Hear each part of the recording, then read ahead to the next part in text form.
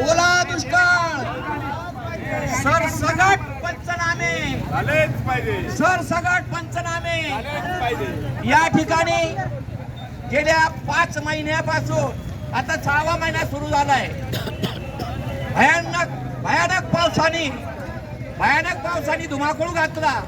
अत्यंत शेतकऱ्यांच्या नुकसानी झाल्या, भयानक शेतकऱ्यांच्या नुकसानी झाल्या. आणि म्हणून या ठिकाणी सरकार लक्ष द्यायला तयार नाही. तेव्हा जे पंचनामे करणारे आहेत, पंचनामे करणारे जे आहेत ते सुद्धा शेतकऱ्यांचेच पोरं आहेत. त्यांना तरी समजलं पाहिजे. हे म्हणतात पूर्णपणे ताब्यात गेल्याशिवाय आम्ही त्याचा पंचनामा करणार नाही. 10%, 30%, एका गावाला गेल्यानंतर 2-2, 3-3च लोक त्यांना दिसतात आणि सरसकट पंचनामे सरकार काही करत नाही. म्हणून शेतकरी हा आत्महत्या करण्याच्या वखातीला आलाय आणि त्यांनी कशाची वाट पाहून राहिले काही समजायला तयार नाही. जे पंचनामे करणारे जे आहेत ते पंचनामे करणाऱ्यांनी लक्षात घेतलं पाहिजे.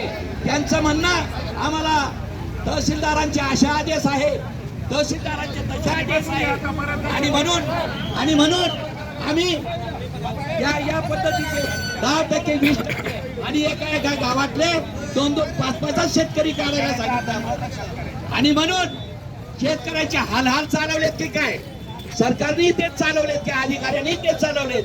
निदान जगदंबे मातेनं आज कोजागिरी पौर्णिमा आहे, त्या कोजागिरी पौर्णिमेच्या निमित्ताने या सरकारला किंवा अधिकाऱ्यांना चांगली बुद्धी द्यावी जगदंबे मातेने, हीच आमची सर्व शेतकऱ्यांची मागणी आहे.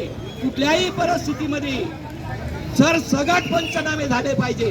शेतकऱ्यांचा तळतळाट करू नये, नाही तर जगदंबा माता तुमच्या सुद्धा रास्ता बंद करेल. हा शेतकरी जगाचा पोशिंदा आहे. हा शेतकऱ्यांनी शेती 5-10 मिनिटं रस्ता बंद करेल. आंदोलन चालू आहे आणि म्हणून ते आपण लक्षात घ्यावं. हट केले 5-10 मिनिटं. धन्यवाद बाबा.